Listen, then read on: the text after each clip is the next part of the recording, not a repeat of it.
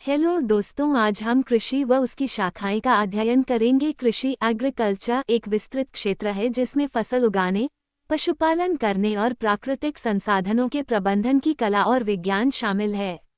नीचे कृषि और उसकी मुख्य शाखाओं की परिभाषा हिंदी में दी गई है। कृषि की परिभाषा, डेफिनेशन ऑफ एग्रीकल्चर। कृषि मृदा मिट्टी की जुताई करने, फसलें उगाने और भोजन, ऊन तथा अन्य उत्पादों को प्राप्त करने के लिए पशुपालन करने का विज्ञान और कला है। यह मानव सभ्यता का आधार है। कृषि की मुख्य शाखाएं में ब्रांचेस ऑफ एग्रीकल्चर। कृषि को मुख्य रूप से इन 3 श्रेणियों में विभाजित किया जा सकता है। 1. सस्य विज्ञान अग्रोनमी। ये कृषि की वह शाखा है जो मिट्टी के प्रबंधन और फसल उत्पादन के सिद्धांतों से संबंधित है।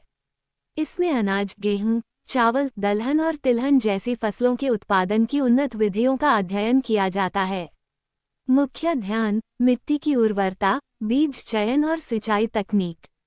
2. उद्यान विज्ञान हॉर्टिकल्चर। उद्यान विज्ञान के अंतर्गत फलों, सब्जियों, फूलों और सजावटी पौधों की खेती का अध्ययन किया जाता है। यह शाखा फसलों की गुणवत्ता और पैदावार बढ़ाने के लिए उन्नत तकनीकों पर जोर देती है।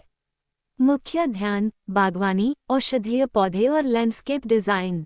3. पशुपालन एनिमल हस्बेंड्री। ये कृषि की वह शाखा है जो पालतू पशुओं जैसे गाय, भैंस, भेड़, बकरी के प्रजनन, भोजन और उनकी देखभाल से संबंधित है।